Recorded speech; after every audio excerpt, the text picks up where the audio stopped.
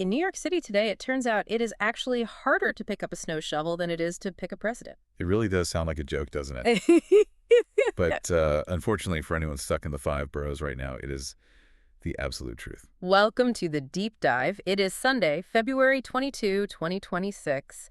And, if you are listening to this from anywhere in the Northeast, I really don't need to tell you what the weather is like. You probably can't even see out your window. No, it is just nasty out there. Yeah. We are right in the middle of a massive bomb cyclone nor'easter. Yeah, the numbers I'm seeing on social media are just wild. What does the data actually look like right now? Well, looking at the National Weather Service, this is one for the history books. We are talking about a predicted snowfall of 19 to 24 inches just for New York City proper. Wow. And it's not just the snow, it is the wind. Gusts are hitting 55 miles per hour. Wow. So this isn't just a, stay inside and drink hot cocoa kind of day. Right. This is a full-blown blizzard warning. It is in effect until Monday evening. Visibility is down to a quarter mile or even less. So it's a total whiteout, incredibly dangerous conditions. And obviously, when a major city gets hit this hard, the regular infrastructure just starts to buckle. Completely. Yeah. And because of that, the city has essentially issued an emergency cry for help. They need people. They are totally overwhelmed. They have put out an immediate call for what they're calling snow laborers. Okay, so just regular citizens. Yeah, regular citizens. They need people to sign up immediately to help clear the critical pathways. Crosswalks, bus stops, fire hydrants, the places the big city plows either miss entirely or just can't get to in time. But, and this is the hook that has everyone talking today, the actual process to go help your city to just go shovel snow in a blizzard has triggered a massive controversy. It has. It is triggering a firestorm of mockery. Especially from conservative commentators. Right. It is frustrating regular New Yorkers, but conservative sources are really highlighting the specific type of bureaucratic absurdity happening here. Because the guy in charge right now is Mayor Zohran Mamdani, and he is a very vocal member of the Democratic Socialists of America, the DSA. Exactly. And his whole political brand, his whole career, is built on accessibility. He has spent years arguing that things like voter ID laws are deeply restrictive. But right now, his administration is demanding a literal mountain of paperwork just to let you clear off a sidewalk. And that right there is the conflict. So the mission for today's deep dive is to unpack this irony. We're going to walk through the snow laborer job application process step by painful step. Sounds fun. Oh, it's something else. And then we're going to hold that process up against the actual requirements to vote in New York City. We are going to look at the big question these sources are asking. If the government is this obsessed with security for a snow shovel, why aren't they this obsessed with security for the ballot box? It is a fascinating question of priorities. Okay, so set the scene for me. I am sitting in Queens. It's Sunday morning. The snow is piling up fast. I hear the city needs help. What exactly is the job offer? So it is officially called the Emergency Snow Shoveler Program. On paper, the incentive is straightforward. The city needs manual labor fast, and the pay starts at $19.14 per hour. Which, let's be honest, in New York City in 2026, $19 an hour is not exactly a fortune. No, it is barely lunch money. But if you manage to work 40 hours... Which would be physically punishing in this storm. Oh, brutal. Yeah. But if you hit 40 hours, it jumps to overtime pay. So about $28.71 per hour. But we have to clarify, this is not sitting at a desk answering phones. Far from it. The health warnings attached to this specific job are actually kind of terrifying. As to the cold? The cold and the exertion. Heavy shoveling in extreme cold is a major known trigger for heart attacks. Plus, you are out in freezing wind chills, and heavy city machinery is moving around in whiteout conditions with practically zero visibility. It is highly dangerous physical labor. Exactly. Now, I want to play devil's advocate for just a second. Because even if the pay is just okay, the city does have a responsibility here. They can't just hand a sharp shovel to a little kid. They need some kind of screening, right? Oh, sure. Absolutely. You need to know the person is physically capable and legally allowed to work. That is standard for literally any employer. Liability is a very real thing for the city. Right. If I hire a guy to fix my roof, I want to know who he is. Of course. But that there's normal screening, and then there's what the city of New York is doing today. This goes way beyond just checking if you have a pulse and a strong back. Okay, so lay it out for me. Let's say I decide to brave the storm. I put on my snow boots. I trekked down to the local sanitation garage between 8 in the morning and 1 in the afternoon. What do I actually need to have in my pockets? Honestly, you probably need a I briefcase have a briefcase. because the list of required documents is extensive. Hmm. First, the basics. You must be at least 18, and you must be eligible to work in the U.S. Okay, standard employment stuff, no arguments there. But then we get to the verification part. First, you need your Social Security card. And listen to this detail. It cannot be a copy. It has to be the physical original card. Wait, really? I don't know about you, but I don't walk around with my original Social Security card in my wallet. Nobody does. That thing is in a fireproof box in my closet. Exactly.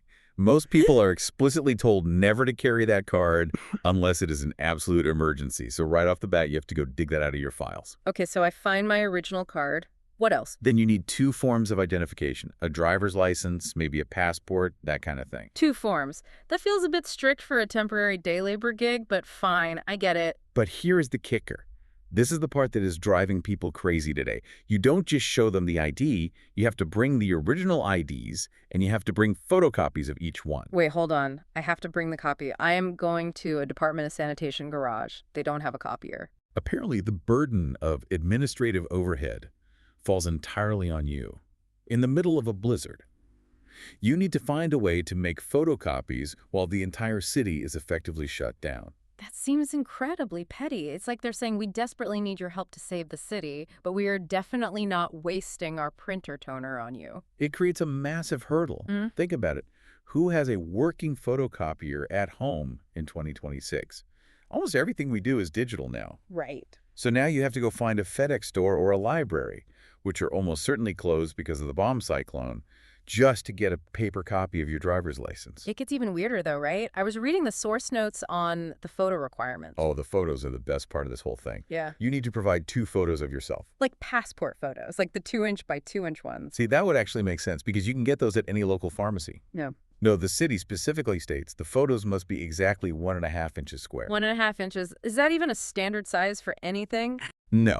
Yeah. It is a completely non-standard size. It sounds like some obscure regulation written back in 1975 that just nobody ever bothered to update. You literally cannot go to a photo booth and get a 1.5-inch square photo. So what are you supposed to do? Do you just take a pair of scissors and hope you cut a straight line? I guess so.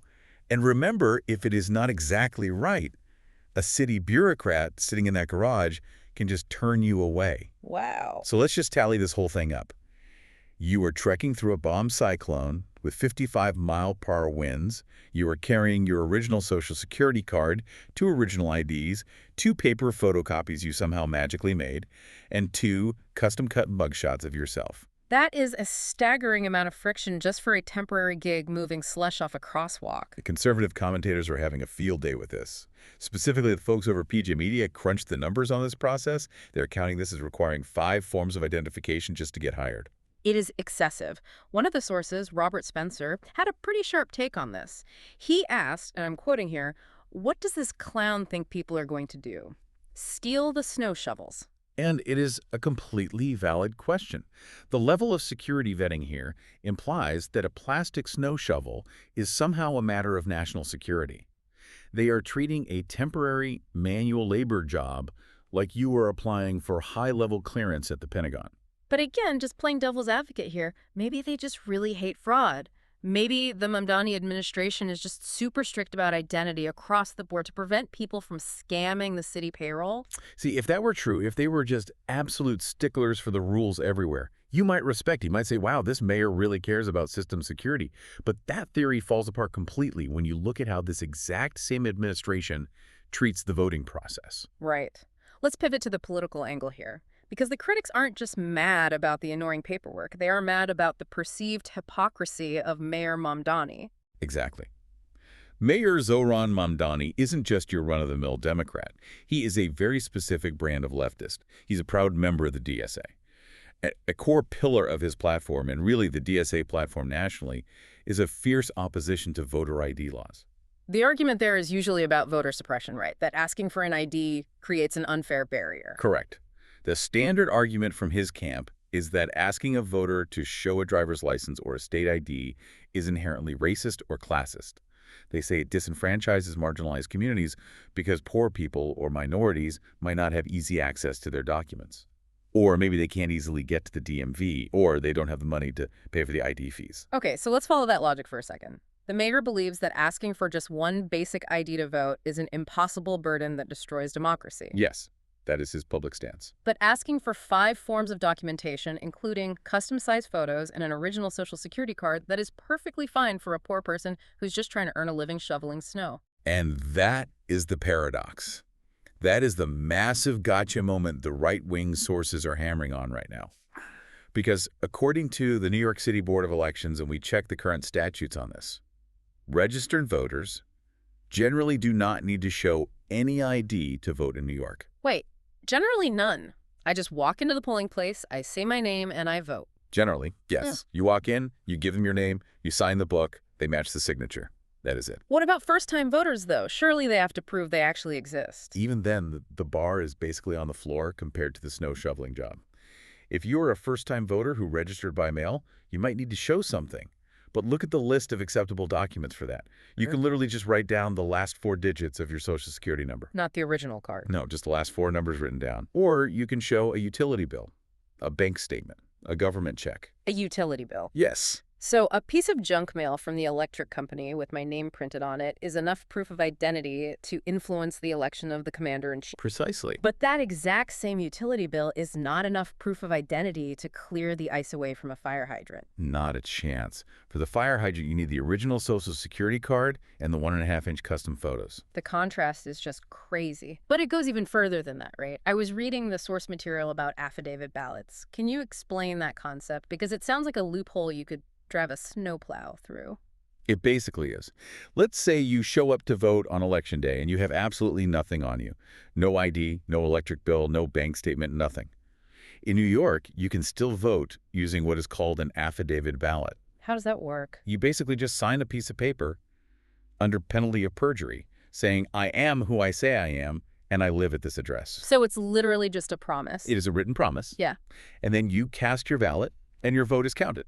Okay, can I do that for the city snow job? Can I show up at the sanitation garage, sign a sworn affidavit saying I promise I am a strong guy eligible to work in the U.S., and just grab a shovel? Absolutely not. They would laugh you right out of the garage. No original papers, no shovel, no $19 an hour. It really highlights a glaring double standard. If the underlying logic is that bureaucracy hurts the poor, then the mayor is currently hurting the poor by making it nearly impossible to get this emergency job. And that is exactly what the conservative critics are slamming him for.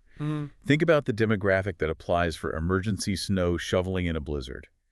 It is usually people who need cash fast, people who are struggling to make ends meet. Right. Maybe they are from those exact same marginalized communities the mayor constantly claims to protect. By his own logic, he is suppressing them from earning a living.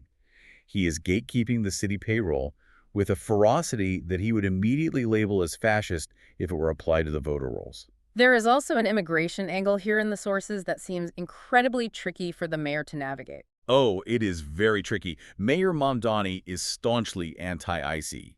He strongly supports sanctuary city policies. His rhetoric is all about welcoming undocumented immigrants and refusing to cooperate with federal immigration enforcement. But the job requirements for the snow shoveler explicitly state you must be eligible to work in the U.S. And you must legally prove it with that original Social Security card. So think about the message that sends. The administration supports undocumented immigrants being in the city. They will protect them from deportation. But when it comes to actually giving them a temporary city job so they can earn money to feed their families, suddenly the rules matter. Suddenly the city becomes the strictest border patrol agent in the world. Show us your papers.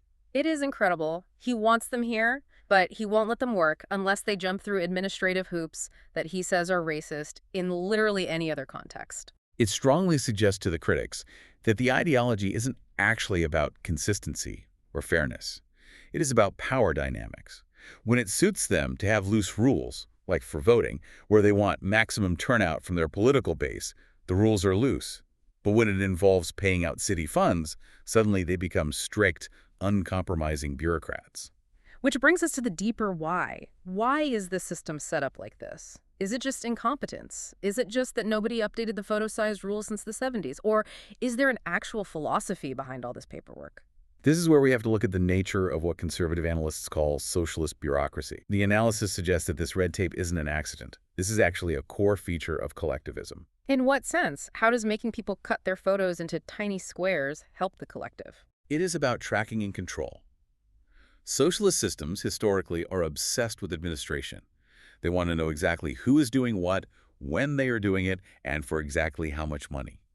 They can't just let people go out and help their neighbors spontaneously. It has to be processed. It has to be centralized by the state. There was actually a detail in the application form we reviewed that felt like a total flashback to me. I know exactly what you were going to say. Yeah. The COVID box. Yeah. The current form requires applicants to certify that they do not have COVID-19. We are in the year 2026.